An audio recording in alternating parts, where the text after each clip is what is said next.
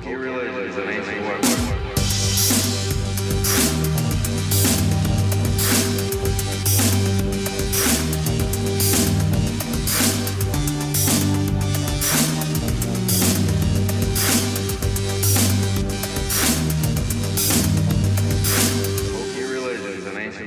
Match for a good blaster at your side.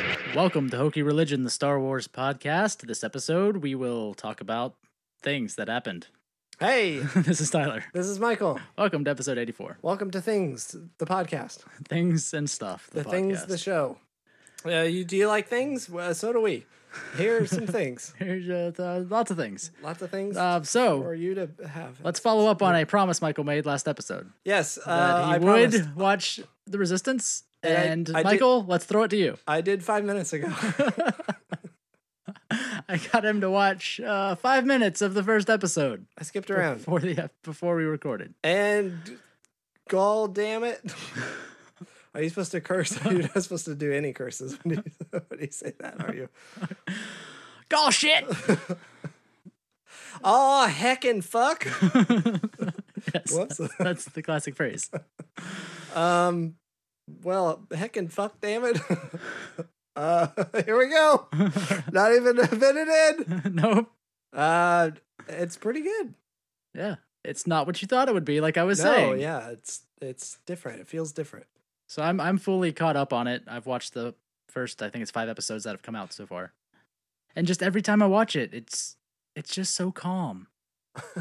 What I was trying to show Michael with the first episode was how when two people or a group of people are talking, that's all that's happening. Is there's a conversation and people becoming characters and a story being told through conversation. Right. It's just not what I felt with Rebels, where there was I felt like the music and the antics and just everything was loud and just all the time. Yeah. Whereas this, it's it calms down and focuses on what's happening. Right. And then the only music is the interludes, and then when there is music needed for a fight or something like that, but all the music sounds like the music kicks in when a score in a film would kick in. Yeah. When it needs to be there's music. Otherwise, there's nothing distracting from the story and the characters and what's trying to be told. Mm-hmm. Yeah. What I was seeing just now, just a little bit I just watched, was how much dialogue there was, just uninterrupted. Yeah. Uninterrupted dialogue where there's a story developing and you're supposed to, like you said, you're just supposed to pay attention to the story and not people shoving lightsabers up each other's asses or whatever happens in Rebels. Well, and I think they're trying to be more, I don't know if they're trying to be more adult or an older demographic, but it reminds me of when I was a teen and watching Toonami and when I would tune into shows like Dragon Ball Z and stuff that was obviously Dragon Ball Z is just that's not Dragon Ball Z is the time drag the show where it's just everything is silent for too long and nothing's happening.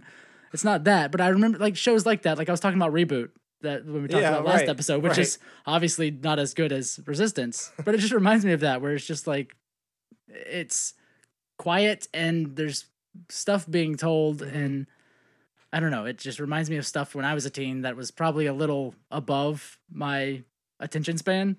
I'm watching this, but it's a little heavy for me to be understanding everything that's happening in low teens. Did you ever feel like the world of the host of Toonami was way more interesting than the shows that were being played? You wanted to know what that whole story was and why he was there and yeah, I remember that. There was always this big starship that this robot dude was on. Yeah. And wouldn't it show just a tiny bit of him walking around the ship and stuff sometimes too? Yeah. I always wanted to know. You had no idea why he was there other than to serve us television. Right. I always wanted to know way more about him and his ship and what he was doing than the shows that were on. Because there was never any. Was there ever any interesting sci-fi on Toonami from what you can remember? All I remember is Dragon Ball Z, and then maybe Bleach wasn't on back then, was it? I don't think it was part of Toonami, no. Not Bleach or Naruto. That stuff is. What was there was another big show like Full Metal Alchemist or something like that. Was that on back then? I'm gonna look up Toonami right now and find out what was I on. can't remember. But anyway, I remember every time I would see that guy and his spaceship, I would like. I think I built the spaceship out of Legos at some point. I was way more interested. Something else I built out of Legos too was the plane from Tailspin, and that's the only reason why I would go back and watch that show now, is because for some reason I was so obsessed with the plane, like just the idea of a giant cargo plane. I don't know. I don't know why. So what did Toonami? It was like Dragon Ball Z, Sailor Moon, Voltron, Sailor Moon, Robotech, Mobile Suit Gundam, yeah. Of course, Outlaw Gundam. Star. Duh. And then did you ever watch Robotech? That's a really good show. And that was in the late '90s. That was like '99 through 2000. And then they added stuff like they started added stuff like I think Goosebumps and things like that, or was that on? That may have been WB. And they were trying to do the same thing. Nickelodeon. Oh, Fear of the Dark was on Nickelodeon. Or and then there was a show called Lockdown. It was the MMORPG. It was like they had an MMORPG tied to the show. I remember that. There was like Neon Genesis Evangelion. Evangelion, yeah. Robotech. That was pretty good. Stuff like that. So it was always these like that was the only place you could get anime that I remember when I was a kid. In the U.S., like, it seemed like it. On a normal television station. And it was always after school, right? Yeah. Like around 3, 4 o'clock on the weekdays, something like that. Right. Yeah. Yeah, that was cool. I remember being obsessed with shows like Robotech and Gundam, Mobile Suit Gundam, like the whole pilots in a mech thing. Yeah. Like, I always loved the idea of that. Yeah, and then they had Toonami at night on Adult Swim when it was stuff like Cowboy Bebop and Naruto and Bleach, and that was all that. That was the nighttime programming for that. Okay. Yeah, I mean, even the art style kind of looks a little like we've said it a couple times before, but it looks like new anime where it's not like the stuff that's coming out on Netflix. It's not hand drawn anymore. It's all computer animated, but it's computer animated to look like hand drawn anime. It's almost like old cell shaded stuff. Like it's like a little bit. It's like partially cell shaded. It's like this. It's almost like a 2.5D. Yeah. Right. Style, which I think is really cool. Right. So the art style, and then like we were talking about the dialogue and everything. It does look like a. Now, will you actually watch it before next time we record? Maybe. I'm not gonna promise again that I will. And I wonder, because something that came up this since last episode was supposedly the reason that Clone Wars was originally canceled was because it was getting too. Was it violent or too? No, what was the word they used? Well, yeah. So Daniel Logan went on some podcast recently and was interviewed about, his time playing Boba Fett, both in Attack of the Clones and in Clone Wars. And was he on Rebels too? I can't remember. He may have played himself. I don't think he was. I don't know if he was. Should probably know that. Yeah, I don't know. But anyway, definitely on Clone Wars. But then. So Boba Fett, by the end, Boba Fett was starting to get these bigger arcs of like telling more story about Boba Fett and him with this group of bounty hunters that he fell in with. And and so he was saying in the middle of talking about this, he was saying that they had actually created, I forget how many episodes he said, like something 7. Like 7 episodes, of Boba Fett like interacting with Cad Bane and this other group of bounty hunters that they set up. Mm-hmm. So Boba Fett was going to be pretty serious in the show, and then Daniel was also saying that supposedly the show got canceled because it was getting too graphic. So after Disney acquired Lucasfilm and Clone Wars got shut down, was that before Disney acquired it or after? After. Okay. Yeah. So apparently it was shut down because it was getting too graphic, I guess, because it didn't fit. Well, the quote that he said mentioned Cartoon Network specifically. That it was too graphic for when it was being aired. It was too graphic for the demographic on Cartoon Network where it was. But then coming to Disney, it was definitely more, especially for an animated show. Coming to Disney, it was more adult, more graphic than any cartoon Disney had ever dealt with. Yeah, I mean they had really started to double down on some of that stuff. Yeah, I mean an episode. I've been rewatching it with my kids, and an episode that we just watched was the one. Do you remember the one where Cad Bane invades the Senate and takes the senators hostage, and Anakin doesn't have a lightsaber? That whole thing. Well, I mean, they're like doing stuff. Like a group of guards goes into a room and they throw a grenade into the room and shut the door, and it blows up and kills all these guards. Yeah. And then it goes back and there's a guard crawling out of the room going, "Help me." And Aura Singh goes up and point blank puts a gun to his head and shoots him. It's like, this isn't a children's cartoon. Which, like Cartoon Network or later in the day, like when DBZ was on, like that probably fits that demographic, right? But anything coming to Disney, like Disney doesn't have a channel for that type, doesn't have a time slot or a channel for that type of violence. Right. So it makes sense. It does make me worry about the new streaming service and some of the shows that are coming. Maybe that's why Rebels was what it was like they were so like, lighthearted. Maybe, and we don't know on the production side if everything that came out of Rebels is what Filoni wanted out of it, right? Because he was trying to tell some pretty serious stories. But there always was like, there's an episode about Bendu, which is like this creature of the Force that's trying to tell us some deep shit about the Force. Yeah. But like side plot to that, I don't know that episode. I'm just making shit up here. But side plot to that is like, something's wrong with Chopper and he's trying to pinch butts today. Like, so you've got like big deep story, but there's like subplot of like, it's butt pinching time.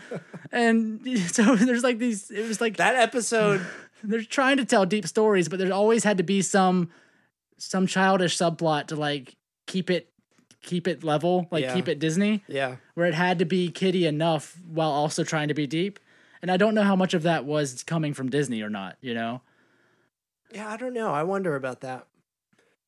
And maybe that's why Resistance is now like I actually started watching trying Rebels to be more lately. That's a problem. That's your problem. Not my problem. I chose to watch Rebels instead of Resistance. But the episode that I did watch was the Bendu one, and then a couple before and after that. And that episode, Kanan is on, I don't know, who cares, whatever planet, that the Bendu is on, and he hears the call of the Bendu and goes to him and learns this lesson about, because he had just recently become blind, I think. Mm-hmm. And he, goes to the Bendu and learns about how sight isn't, everything he thought it would be, and he can reach out with the Force a lot more, blah, blah, blah, who cares? And meanwhile, Ezra is on this mission to collect farts from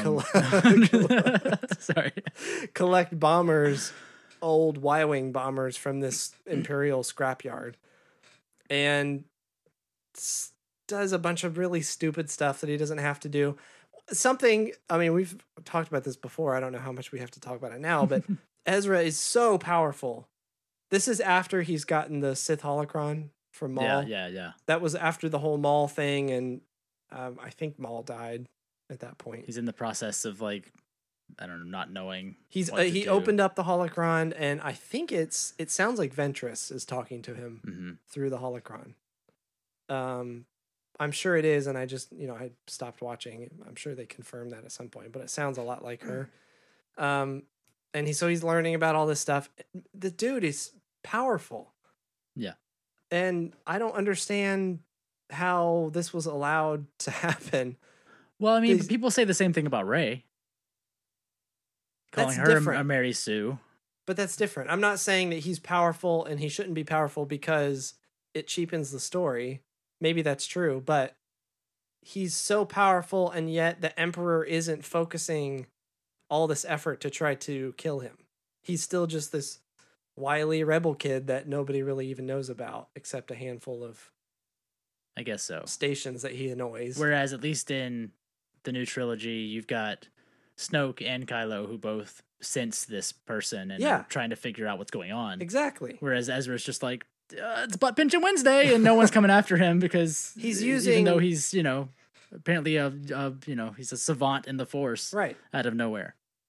And I know this was also around the time where they pull Thrawn in, to go after the rebels, but still, it's just this group of people that are just bothering the Imperials every once in a while, and yet in the middle of the group is this super powerful Jedi kid, who shows promise in both the light and the dark side of the Force. We're just turn another episode into complaining about Rebels. Yeah, I guess. All right, I'll stop. I'm just saying there are good stories in Rebels. There are great stories to be told, but they're bumbled through, is what it feels like. Yeah. And I feel like Resistance has at least gotten that anyway, down. well, where I was going with all that originally was that they go and are trying to steal these bombers, and the whole B story is him basically ruining this mission and antics, and he doesn't know what he's doing, and oh, poor me, I can't do anything right. Yeah. All that stuff. He rides a floating station, this scrapyard. He blows it up while he's still on it because he's an idiot, and rides it down like it falls out of the sky. And he blows it up, and he's riding it down, and Kanan has to fly a ship next to it and pick him up. What an idiot! It's just the story. It would be so much better without any of these people involved. Anyway, I'll stop complaining about Rebels now. I don't know.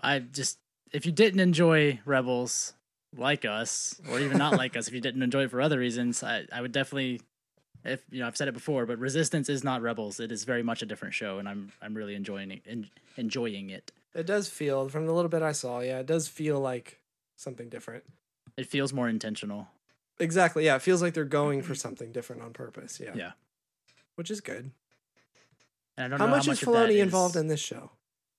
I mean, he's still the creator and everything, right? Just like he was for Rebels. I think he directed the very first episode, at least the 45-minute pilot episode. Interesting. So, yeah, great. I think he's still pretty involved, and it's not a flaming turd yet. After 5 episodes. Which I feel like after 5 episodes of Rebels, I was like, I don't think this is for me. Just nothing seemed to make sense. How soon did you know? I can't remember watching. I gave it a while, but oh yes, I do. I do remember now. It was on Lothal, and he was trying to steal some train of supplies or something. Was that it? Was that the first episode? I think so. I remember in the first or second episode, like there was the Star Tours ship, and what's his face? Paul Rubens was voicing the pilot. That was that early in the show? I think it was in the first 2 or 3 episodes. Yeah, I remember that. Huh. I don't know, and it was just I remember watching it. The first few episodes. I'm like, oh, cool, new Star Wars, but like it was never. It didn't feel. Nothing right. felt on purpose. Like everything felt like everything that was happening felt like an accident. It felt to me like, oh, there's that. Oh, I recognize that. References the show. What's happening? Like we've talked about before, just like shoehorning references. It felt like references the show. It was just I guess. Oh, cool, things I recognize, but what's actually happening? Yeah. Why are any of these people doing any of the things that they're doing? Why am I supposed to care about this? Yeah. These people? What's going on? And then that lasted for 4 seasons. pretty much. So yeah, anyway, Resistance is not that. So watch it, Michael, and everyone else that hasn't. The end. The end. That's all of that one. Speaking of television, speaking of television shows, Disney has already announced another Star Wars television show. Yes, which I did not expect to happen this soon. And I'm conflicted about this one too. So there's a Diego Luna, Cassian Andor TV show about, I guess, the early. Yeah, I don't know if this is supposed to be early days of the Resistance. I was gonna say I don't know if this is supposed to be Rebels before or after Rogue One, but it's definitely it's not after. I forgot. That's a screenshot of just bones. That's all it is. At best, it's bones. They're made to be. It's just the dust. Bones. So yes, it's pre-Rogue One. Confirmed. Confirmed. Definitely. Cassian we got a Andor confirmed timeline here. This is an exclusive. So I guess it's like early. I don't know if it's like early days of the rebellion. Focusing on, I mean, because they haven't said much other than he is going to star in it. What did he say? I've been in this fight since I was 6. Is that what he said in the movie? Something like that. So he is the star of the show. It's not like he's going to be guesting in a show as Cassian. Right. It seems like Cassian Andor is the star of the show. Right. How do I get the feel this is going to be like Cheers? What we've been waiting for. This is finally Star Wars Cheers. I hope so. Like he's just a bartender somewhere. They just have guests come in. This is into exactly the bar. what I wanted. So I mean, I don't know if we really know all that much about it, other than it's like kind of the early days of the rebellion, and we don't know. I mean, obviously he's not going to be younger because Diego Luna's still playing him.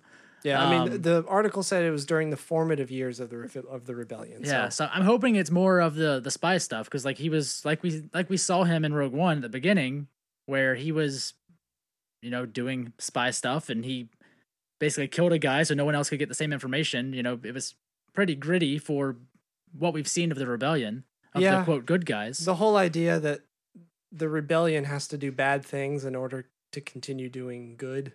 Yeah. And that's probably my favorite part of Rogue One, because I don't care for the movie that entirely much, but just seeing that of like, oh shit, like the There's good a guys, whole other side to the the good guys rebellion. had to be bad guys to continue doing good, which I mean that's how most war is, right? Right.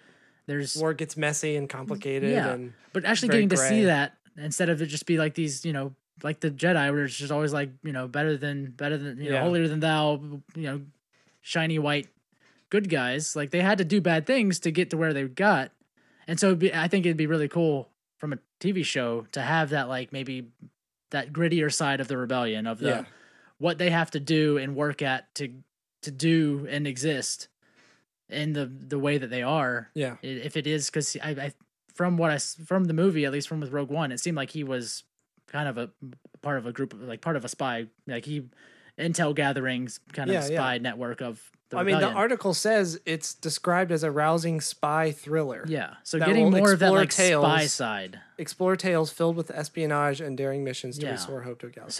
So getting like the good guy, like the dark side of the good guys of the spying and espionage, I think is definitely a really cool, could be cool. Yeah, a really cool aspect that we've not seen, and is perfect for a television show. Yeah, it would be cool to have a, basically like a less sophisticated James Bond, but in the Star Wars universe. Alias.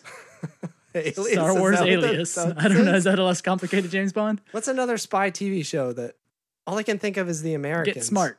Is that what this is going to be like? I hope so. There's stupid gadgets. Perfect.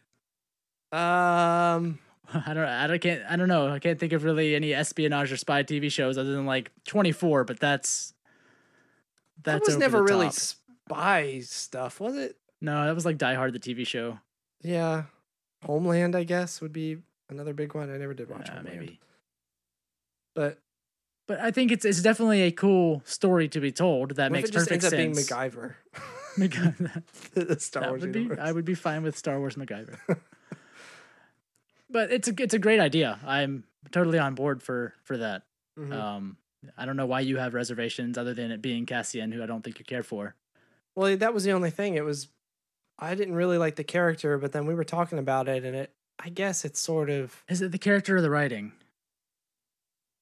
I thought the writing was okay.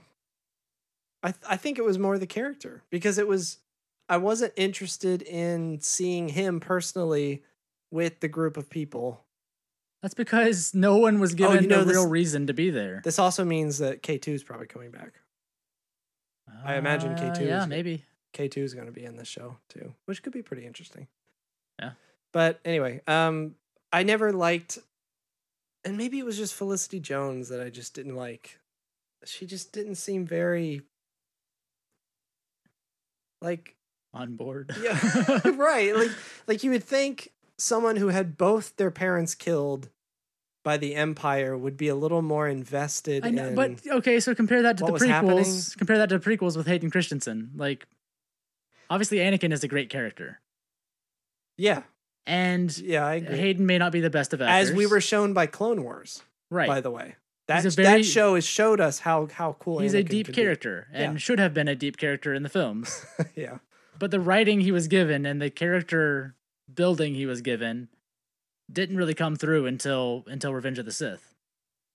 I feel like it was the worst of both worlds there. We got the worst actor and the have worst a great writing. actor, but you had really bad writing. And I feel like I'm not a huge fan of Felicity, but she's a fine actress. But I feel like, and we've talked about this before, like everybody that was in Felicity in Rogue One, like all of the people that were part of that team, I didn't care about any of them because we weren't really given a reason to in the writing to care about any of them. Like I feel like no one had enough depth. I feel like I wanted to know even more once they were about... together, they didn't really, like, none of them became, it never felt like they were a team. Like they're all like, oh, we all jumped on the same ship. I guess we'll do stuff. All right, bye. I'll do the thing now. And they were also all at each other's throats until the very, like, the last 20 or 30 like they minutes of the movie. They never felt like they were together on this. Like no one felt like, they never felt like they all finally like decided to do a thing together. Yeah. It was like, well, I guess since I'm here, I'll do this thing. Oh, look, I'm dead. All right, I'll do this thing. Oops, I died. I guess. And I feel of all of those characters, Cassian and K2 were probably the ones that were given the most character. You think so? And at least felt like they had the most character, because it felt like they had depth. They were part of the rebellion, and they had a mission, and like everyone else was just like, I'm coming along the bus ride. I felt like Baze and Chirrut were the ones that had the most depth, because they had a purpose. They had a reason to, or at least Chirrut did. I mean, Baze was always there to protect Chirrut. That was the only reason he was tagging along to begin with. And he made it very clear that he didn't believe in a lot of the stuff, but you could kind of tell his motivation. And then Chirrut was there because he believed in what's her name? Sure. Felicity's. Yeah. What's her name? Jin. Jeez. But they all had a reason to be there, sure. I just feel like from a character building standpoint, like no one felt built out very well. I'm just saying, of all the people in my mind, the people who were built out the least were the pilot. Forget his name too. Cassian? No, the pilot, the Imperial pilot, the defector. What was his name? I forget his name. Oh, that guy and Cassian. I felt were the... I wanted to know more about the rebellion side of, like, when they get to Yavin. Like, yeah, and we don't really see much of anything. I want to know more about how, with all that stuff. Which that's the TV show now. I mean, that's what we're gonna get. I hope so. I hope it's not just him, and then they come back, for the last 5 minutes, and what did we learn today with the team back at Yavin 4? It's just all debriefings.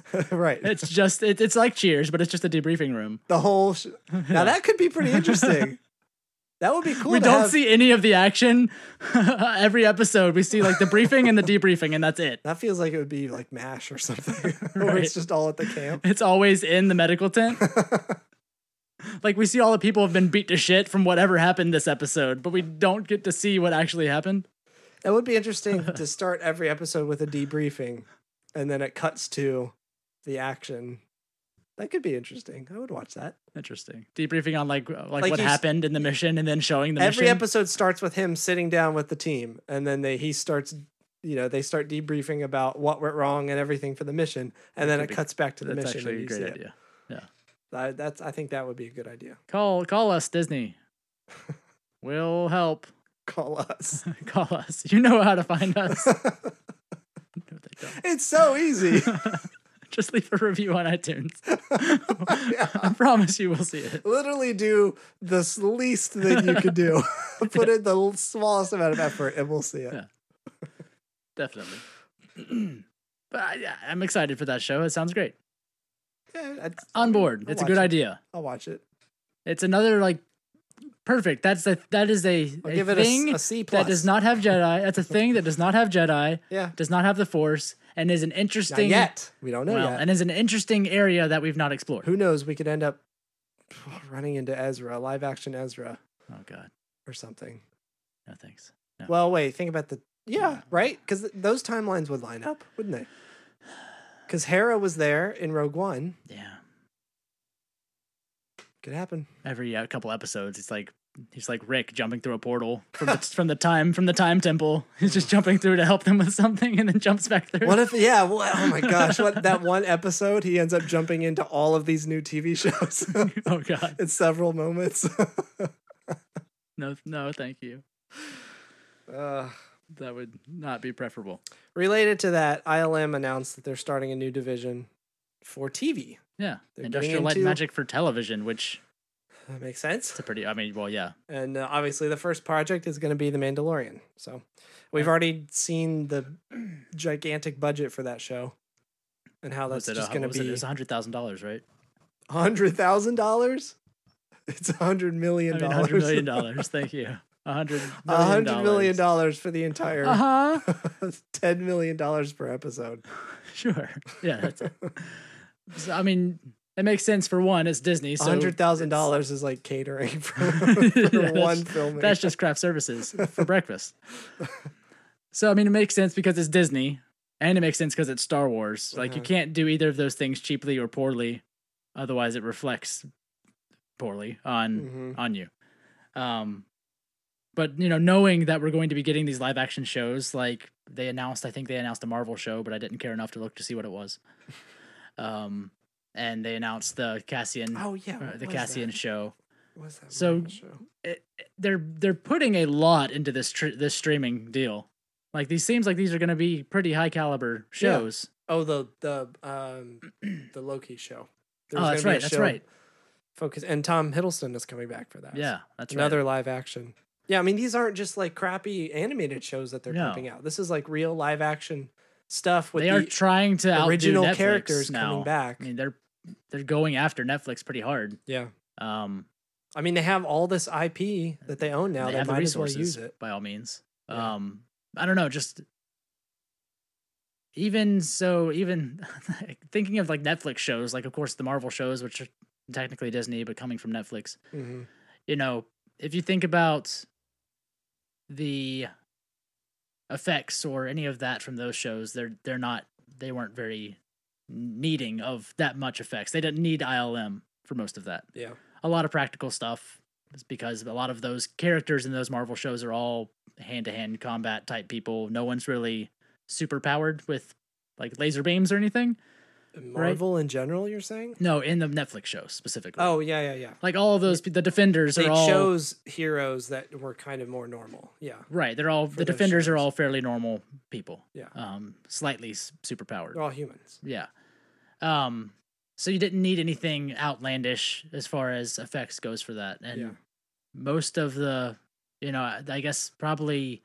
Stranger Things would probably be the biggest that I can think of as a TV show from Netflix that would probably have the biggest amount of effects that aren't practical that I can think of. Well, maybe Lost in Space would probably be. Lost in Space. Yeah, that'd be true. There are probably a handful of other shows like Altered Carbon and I don't know. There's but when so I see much but some of those stuff now. like Altered Carbon, like I see that and it's like it's all right looking. I don't know. It like Altered Carbon especially reminds me of sci-fi shows. There's definitely nothing like HBO quality, I would say. I mean, well, not that I can think of anyway. Maybe like a show. Well, yeah, I was gonna say Broadchurch, but that's not a Netflix show. No, I mean, Lost in Space is pretty good, but even that, it's. But that's not. Yeah, that's it not. Still like reminds high... me of like high caliber sci-fi TV show. Yeah, like exactly. a sci-fi channel show. Like like the best that they can do is what those are, which is great. Right. But getting ILM into TV and TV shows is going to make these shows amazing. I think so. So I'm really excited about getting them, and I don't know, just having Disney having that resource for their television shows is going to do amazing things for the shows. Yeah. So they don't have to feel cheap or like a sci-fi channel House of show. Cards, I guess. That I mean, not really a fantasy show by any means, not at all. One of the best looking shows. Yeah, I would say the way it's filmed and produced, that strikes me as like an HBO quality. Yeah. Type of show. That's true. Probably pretty high budget too because of all the. But you wouldn't need the effects you can get out of ILM for something like that. No, right? No, that's all. Right, that's all. Just normal stuff. So getting Disney Star Marco Wars Polo? shows with ILM. Did you ever watch Marco Polo? No. So I mean, it's gonna be like, it seems like Disney's trying to go like HBO with their shows, like actually focusing on adult demographics with the quality of like HBO. HBO streaming. We've talked about that before. I think that's still up in the air. Well, I don't know. I don't know. If you think about Mandalorian and you think about the Cassian show being a spy show, like That's not really aimed at kids. So by any means. we've both talked about how I don't think there's ever going to be an R-rated. If there's anything Star Wars that's R-rated, it's going to be for violence, not because of adult themes. Yes. I don't think it's ever going to happen. Yeah. So both of those are on that edge of it's not going to be as violent as Game of Thrones. Right. But both of those shows, The Mandalorian, and being a spy show with Cassian, both of those are on the adult like primetime type TV show. Yeah. But at maybe HBO levels, but never going to be as violent as Game of Thrones. But they definitely seem to be focusing. It could be. It could easily be. It could easily be. I just don't think Disney will go that graphic with it. I guess we'll see. I can't imagine. I can't see Disney having a streaming service and having something age restricted. Like I don't think that's going to. Like it will be TV. I'm just saying, like it'll be like TV. It'll be like MA or NC-17. I would say no. Well, it's definitely not NC-17, right. But it's going to be mature audiences. It wouldn't even be for mature audiences. I wouldn't think so. I would think, what is it, TV 14 or whatever? Maybe something like that would be. I could see it being violent, and even bloody, but it's not going to be gory like Game of Thrones or obviously the nudity. No, I don't think so either. But both of those, Mandalorian and this spy show are skewing to the adult demographic, which is what we weren't sure they were going to be doing because of the subject matter. Right? Yeah. Right. It seems like it's definitely an older audience focus, which is great. That it wasn't just the Mandalorian. It seems like they're continuing that trend. Like they understand that they need a reason for the adults to just subscribe to this and not just subscribe to it for their children. Right, which is what we talked about last time. These are all these people with all the money now, all the extra money. Yeah. So, yeah, if they want to make this service a success, they're going to have to market to the people that are going to spend the money to have it. Which means... And I would subscribe to it for cartoons anyways. Right, but that's what I'm saying. It's parents with kids and then people who... And then the singles, like people without kids. The singles. The singles, all the single ladies and or men. All the single ladies. Uh-oh. All the single ladies. Uh-oh. Put your hands up. That's it. That's all we know. I can't remember the rest. They're trying to hit all the demographics. But the fact that, at least with Star Wars, that they're not continuing with It's not a live action Disney show that's on the Disney Channel right now, like the Thundermans or whatever. That is, people are laughing for no reason constantly, and we don't know why, like we talked about last episode. But like they're not going. They have yet to go for that with Star Wars. They're not trying to cheapen it, which is what we were afraid of when we knew they were going to be doing live action shows on a Disney platform. Yeah, but they're definitely skewing to the older audience, which. Now, having announced two shows that are both high-budget, legitimate, two high-budget shows that are skewing to an older demographic, that's not what we necessarily expected, and I'm very, bum you out that very we're part happy of an about older it. Demographic. Oh yeah, like we're considered part of an older. Like when I hit 30 and I had to start selecting that next age range of things on like when you have to fill out a form online and you have to drop down of age ranges. Are you between? I'm now the 30 to whatever. 18 and 29, or 30 and 45. Or we're the older demographic now. Yeah. We're not in the younger people that are just throwing all their money into the wind. Or it's the 25 to 35 one and you're starting to like slowly age out of that. Right. Anyway. No, but just seeing Disney continuing in that direction is great. I'm very excited for what they're planning. Yeah. I mean, I really am excited for The Mandalorian. There's a lot of potential there, I think. That could really make that show interesting. Especially if it's that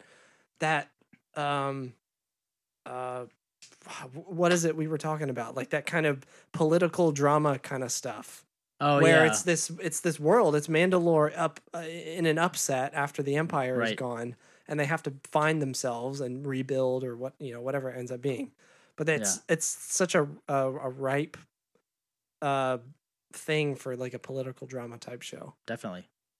So getting that and then have also this main character who is a bounty hunter, a Mandalorian bounty hunter, or something like that. Having the action side of that too. So if we get a political action show and a spy espionage show, we are officially having shows for old people on NBC at 10 p.m. That's true. They've hit both of the two main shows that make all the money at 10 p.m. for people in their 40s to 50s. That's true. But they're for Star Wars. That's what I'm They're for the saying. Star Wars 40s and 50s. That's like, And I'm perfectly happy that we're getting Star Wars La Femme Nikita and Hawaii Five-0. Star Wars Hawaii 5-0, a Star Wars cop show. Buddy, I mean, so if K2 is in the show, then that's definitely a buddy cop show. It is a buddy spy. That's true. It is a buddy spy espionage show. It's person of interest, but it's Star Wars. Right. Or NCIS. Or They're making shows for us as old people now. But with Star Wars in it. Yeah. I don't just have to watch the cartoons and feel creepy. This is good. This is a good thing. Yeah. It's great. Did we talk about the fact that they gave it a name finally, the streaming service? Yeah, Disney Disney Plus is what they're calling it. Yeah. Because they have like okay. ESPN Plus, I think, so they're keeping the like app streaming naming convention. Okay. I do not have high hopes for the service being usable whatsoever, because their web stuff is pretty terrible. Well, yeah. Unless they're taking some kind of Hulu. Do they IP own? or You know something. the thing. So like when you buy any Disney movie, it comes with a movie anywhere, like Movies Anywhere. That's their service, right? Yeah, I think that so. service is pretty good. Well, I mean, all I do is connect the code to iTunes and have iTunes download the movie for me. I actually use the Movies Anywhere app instead. Oh. I don't know if Disney owns it. I don't know if they actually developed it or anything. Well, I mean, so like we've talked about this before. That they have that for movie streaming and stuff, but they also will now have 60% of Hulu. Yeah, that's what I'm saying. Are they going to take some Hulu IP? They have yet to say what they're doing. What do you mean? With Hulu? On the Hulu end of things, because obviously they're getting into all the Fox stuff, and they're having all their stuff. I'm telling you, they're going to have some package for Hulu that's going to include Hulu and Disney Plus or whatever. I mean, yeah, probably. Maybe because obviously the Fox stuff is not going to go onto the Disney Plus app. I wouldn't think. It could, like movies and stuff. I don't know. And TV shows. I have no idea. Fox owns a lot. You're talking about?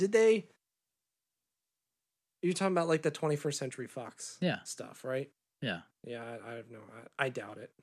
I mean, they're getting some television channels in the U.S. I think it's mostly like on the streaming service. No, just like in the purchase. Oh yeah, I know right.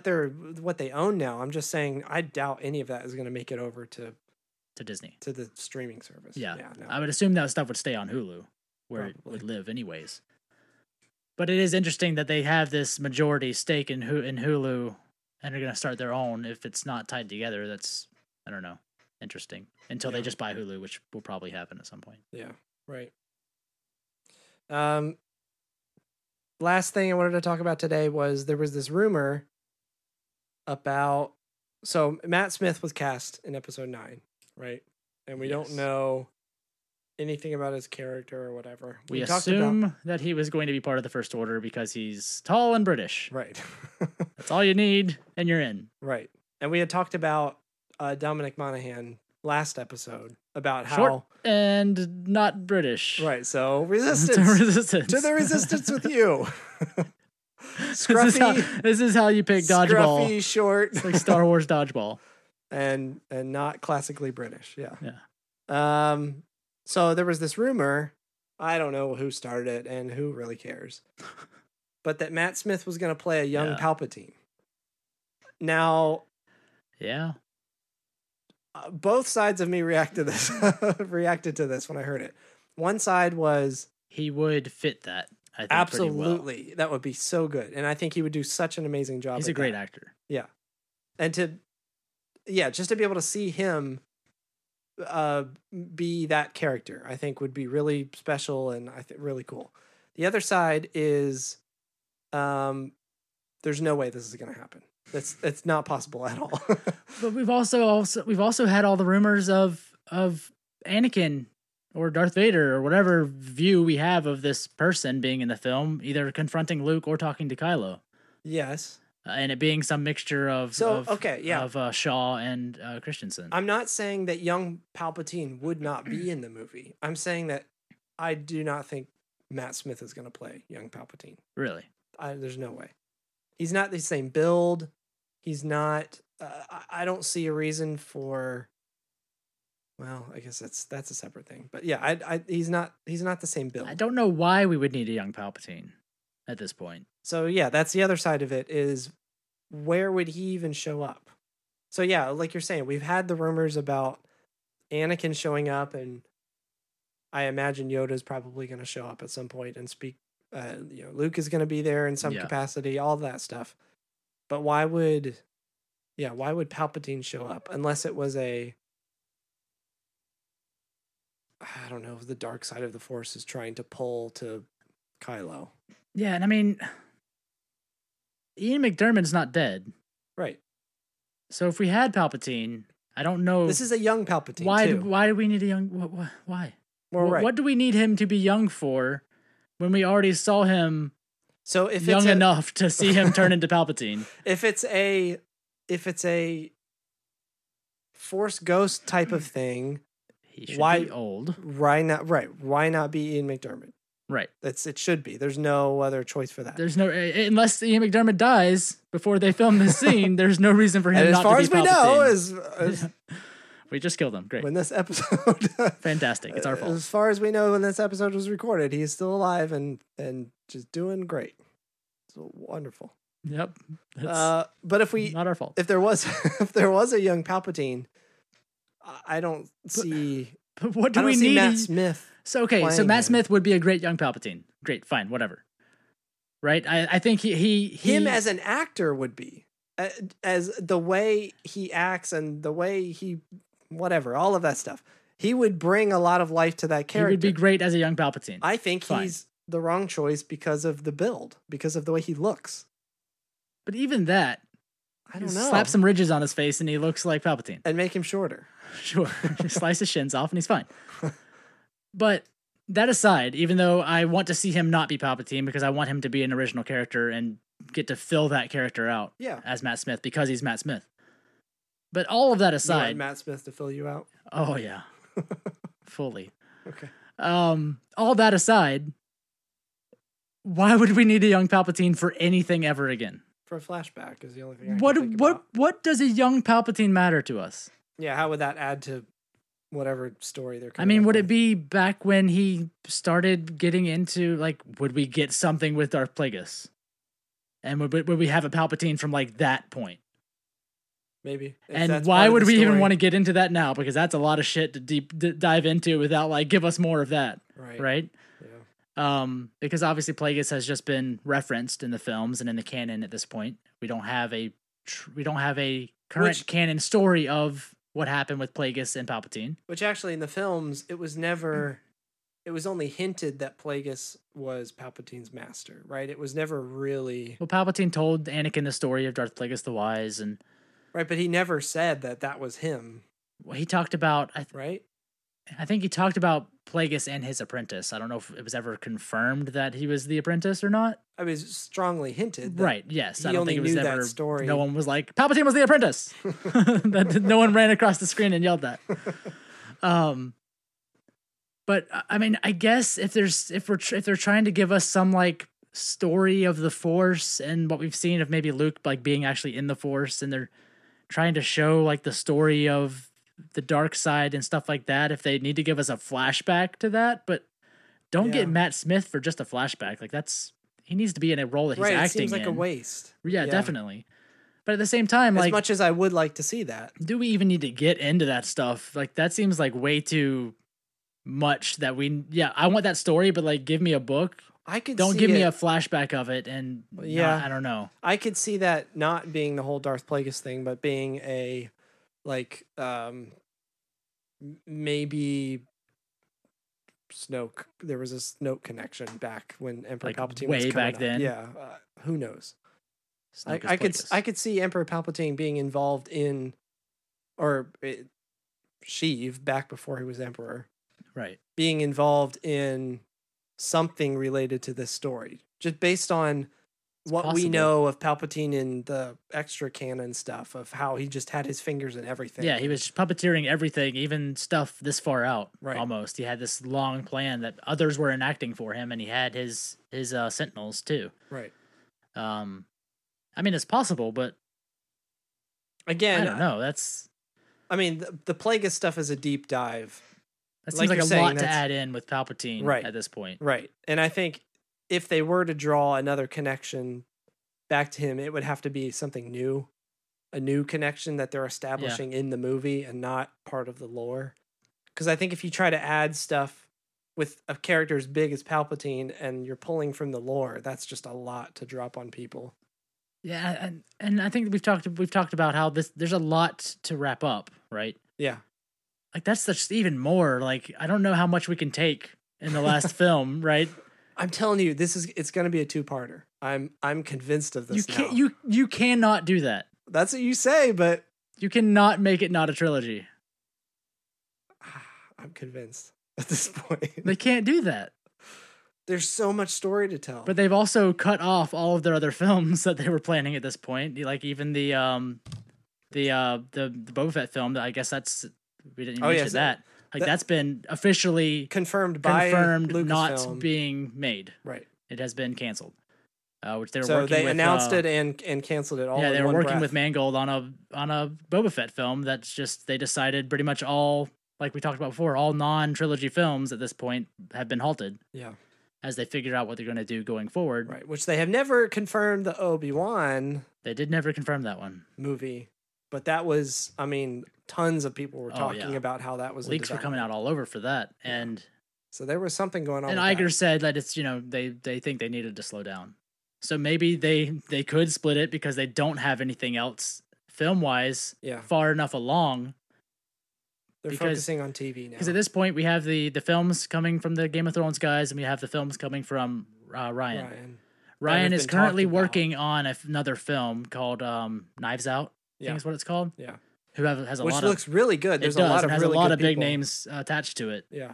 But he's like currently working on that film. Right. So he's not working on a Star Wars movie right now. There's nothing, I don't think there, especially from the announcement of the Game of Thrones guys, how that hasn't been that long ago. There can't be anything far enough along in the production cycle to be ready to be filmed next year to have another movie for the year after this. No. Yeah, I don't think so at all. So they could definitely make it a 2-parter just because they need to fill out the time. They have the time. They have too much story to tell, and they don't have another movie slated yet. Yeah. But I'm telling you, I'm almost convinced that is this going to be one of our bets. Oh man, I'll make it now. I will bet money. Have I won a bet at all? I don't think I've ever won a bet. Have I? I've been wrong every time. So the way to get what we want is to make a bet and you to make you to make your choice. I just have to pick the losing side. That's all. Basically. As long as I pick the losing side, then you'll get what you want. Of course.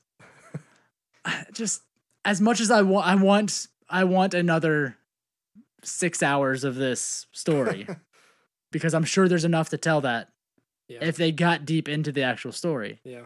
I just can't see them doing that, especially for the trilogy and being the last one in the trilogy. I think with as much as Last Jedi kind of opened things wide up. Yeah. Of we could go anywhere now. So you've got that, you've got Carrie dying, you've got JJ coming back. Yep. And revisiting potentially all the stuff that he tried to introduce in Force Awakens, like the Knights of Ren and things like that. There's just so much now. You'd have a 10 movie, 3 trilogies, 10 movies saga. Do people think of it that way though? They're trilogies. We call them the original trilogy, the prequel trilogy, and I don't know what we call this one now. Exactly. We don't call this anything yet. We have, but people have been calling it something, and I can't off the top of my head remember what it is. It's the new trilogy. Maybe we've been calling it a trilogy already. Like that's what we've been referring to it as. I think we were told it was going to be a trilogy. Yeah. But when though? A trilogy in parts. I mean, it's still the same movie. It's just part 1 and part 2. So technically, it's the 3rd movie in the trilogy. But just like the 7th book of Harry Potter was 2 movies. Yeah. But it was just part 1 and part 2. It's the Deathly Hallows movie. Yeah. Part 1, part 2. Which that movie really didn't need 2 parts, but that's another story. They didn't need to spend that much time in the woods. Especially in the first movie. It did seem to drag on. It went on for a very long time. It was very unnecessary. As much as I love that book and those movies, that you could have cut an hour of woods out of that movie. James Woods. They did cut that out because he wasn't in it, obviously. They cut out lots of James Woods. What are you talking about? I don't want them to drag it out for the sake of dragging it out because they need to fill a film slot. Yeah. But I also don't want them to like shoehorn in a bunch of heavy stuff to make 2 movies. Like, just tell me the end of the story and then like make another movie about young Palpatine. That's what I'm saying. Well, that's a whole other thing. Like if you're gonna give me young Palpatine and a bunch of stuff, yeah, make me movies. Fine, make a movie about young Palpatine. See what I say. Do it. I bet you won't. I bet you won't. This is how we get them to do it, Michael. As we've seen from the internet in the last 5 years, right? I like I'm saying. That's what I'm saying. Is all of this new stuff that is now opened up for them to tell a story about just one movie. I don't think it's gonna be just stuff jammed in for no reason. I don't know. I'm telling you. Unless, I mean, I don't know. I'm telling you. I do not want it to be 2 movies. Almost ready to say that they're gonna do this. I will take that whenever you're ready. I'll take the bet. I do not think it'll be 2 movies because I refuse to want it to be. I will decide minutes before they make the announcement. Yeah, I don't know. I hope not. And I don't know if we don't need Palpatine involved at this point. Like there's enough shit going on with Vader and Kylo, and there's like a whole like. Well, I mean, what are some of the? There's a whole family thing going on that needs to be dealt with, and I don't think we need to bring Palpatine into that. What are some of the other rumors that we've had so far? Carrie Russell being Rey's mom. I mean, brown-headed female, Rey's mom. That's all I can. I mean, theories are theories. Well, this is probably wrong. Like I'm saying, it's most likely wrong. Just because, like you're saying... I don't know why you would get Matt Smith instead of Ian McDiarmid. Right. Matt Smith is a fantastic actor. Give him a character to play. Why would young Palpatine be in this movie? It's hard to think of a family. reason. We're dealing with a family drama currently. Like, let the family play out the family situation. Right. Unless something with Palpatine and Snoke, but that doesn't even... I don't know if it needs to be brought up at this point. Yeah, if they decide to connect him to this story somehow... Maybe, but it seems unlikely. I don't think it's going to happen. It's fun to think about. No. It's not fun to think about. No. That's like I don't like it. I don't want it. I don't need it. I don't want it. The Anakin like mix of Christensen and Shaw and Luke dealing with that. That's a great idea. It's super cool. I'm interested in that. Palpatine, I don't need him in this movie. I've had the story of Palpatine. I've had him involved in every other piece of media we've had in Star Wars almost. Would you feel differently if there was something about the events that have transpired that Palpatine has planned in some way? If we find that out. Like he planned the thing with Snoke and with Kylo and all of that? Yeah. I could totally see that happening, but why do we need to be shown a young Palpatine like telling someone to do this stuff instead of just telling us that's what happened? He opens up his diary and he writes, "Dear diary." He's still in his create. It's not even young Palpatine; it's old Palpatine, like right before he died. "Dear diary, dear diary." Yeah, and he's leaving. Today notes. I met an interesting person. And at the end is like, well, I'd have to go meet with Luke and Vader in the throne room now. Goodbye. And that was like this last page in his diary. I'll definitely be writing you again tomorrow. Goodbye. Goodbye. See you tomorrow. Definitely for sure. There's no way I'm not coming back to finish this diary. I've always hated those pits in my throne room. Get those closed tomorrow. Goodbye. Tomorrow I'll talk to the building people and we'll get these filled in. Yeah. Sad. Yeah, and that's the last page in his diary, and it's him reading it to himself before he leaves on his stomach in his bed with his legs up, shirtless like Kylo, but it's just all those like fold overs, like his face, rolls. Like those face rolls. It's just they continue uniformly down his body. Yeah, it's just one roll after another of these folds. Yeah. And then so it's not even young Palpatine. It's just lumpy old Palpatine rereading his diary page before he then goes and dies. Like if he orchestrated all this, we could be easily told that without. But it wouldn't be a young Palpatine either. Like he wouldn't have planned all that way the hell back then when he was, I don't know, younger than the Palpatine Sure, we've it's seen unlikely. in the films. I'm just saying, would you be more interested if it was connected to this new story somehow? I would not need Palpatine to be in the film for that. You wouldn't need any sort of that connection. I agree with that. No, the connection's fine. You can tell us the connection through the magic of story. I'm saying I'm fine without there having to be any sort of connection. I think this story is fine on its own without having to draw a bridge back to Palpatine. I mean, so JJ's coming back, and I don't know if he's going to try to loop Snoke back around and explain like what happened with that or not. Yeah, I don't know. Because that was obviously his baby that he incubated that idea. Yeah. And obviously they had plans for Snoke, and something happened. Obviously, Snoke did a thing and got Kylo to come to the dark side. So there is a story to be told there that we have not yet gotten. Right. I don't know if JJ will take the time in this movie to get into that or not. Yeah. I think people still expect that they deserve an answer to Snoke. Yeah. You think still at this point? I think even after I think people still expect an answer to that. We do definitely. Everyone we need the answer at some point. I think real fans do. I think people who just watch these movies casually don't care. Now that he's dead, don't care. Yeah, maybe that's what I think. Because yeah. And if you think about the original trilogy, that's exactly what happened with Palpatine. Spooky guy dead. Like we didn't get a lot spooky guy introduced in Empire. Yes. Yeah, not even in the first movie. And then died in the second movie he was in, and we didn't have any backstory on him other than evil, super evil man. Right. Lumpy, evil spaceman. Yeah. And then dead. Who controlled Vader, that Vader reported to. Yeah. And then we only have the depth of him because of the prequels and because of all the other stories we've gotten. So they could certainly do that with books at some point. Please God, tell us what happened with Snoke and Kylo, because they have to tell us that. Yeah. We are... I've said it so many times. I'm not very demanding, typically, with these things. And you know, I love Star Wars, and we've talked about how we can say that, you know, we don't deserve anything most of the time. Like, we're grateful for what we get, but we deserve at some point they have to give us a story about Snoke and Kylo and all the shit that happened there. Yeah. And we both, but I really don't think it's going to be in the movie.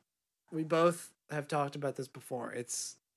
They're waiting to see what JJ does with this movie. They're trying to leave it open before they have to. So whether he decides to tell that origin story here or not, they have to wait until after the movie to give us that. I definitely don't think we need it in the movie. Like you're saying, like people that just saw the movie don't expect an answer for that. I don't think so. Just like Palpatine.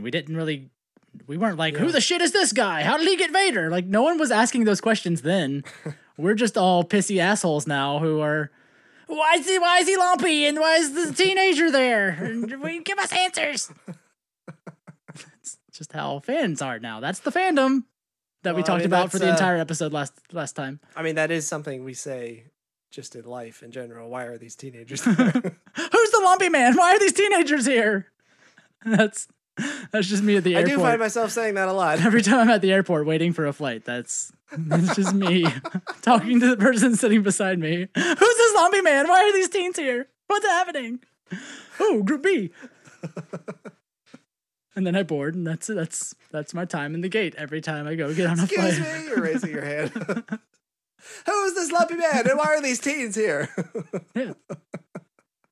These are the important questions when you're getting on a flight. You get off and you're waiting for your luggage. Yeah.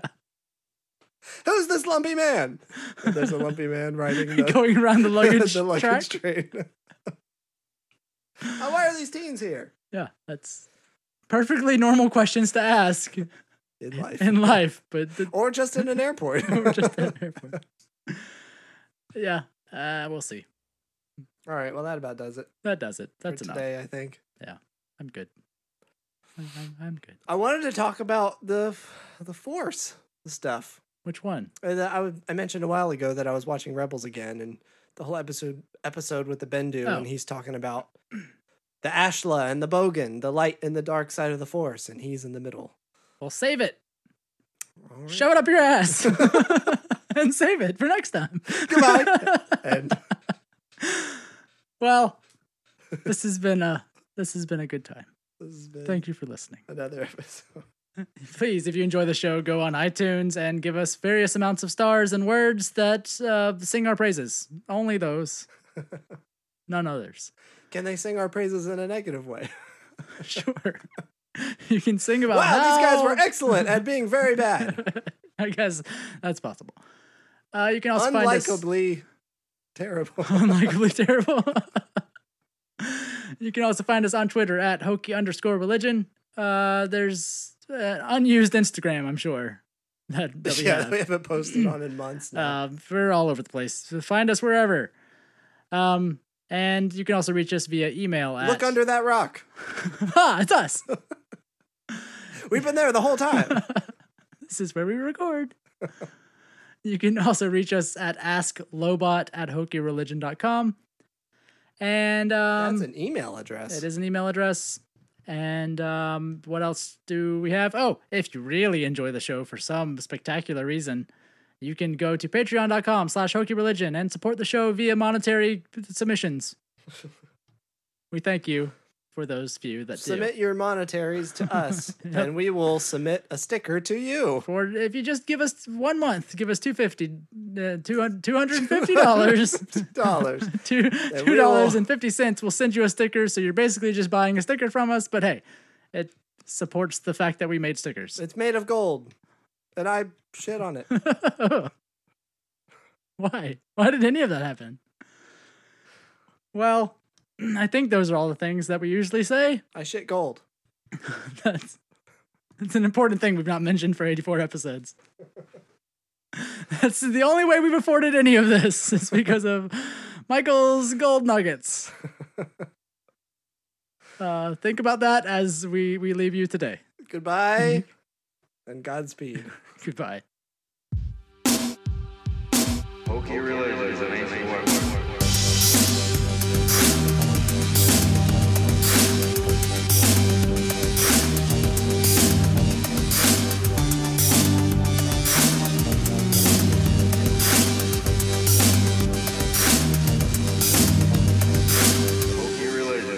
Weapons are no match for a good blaster at your side.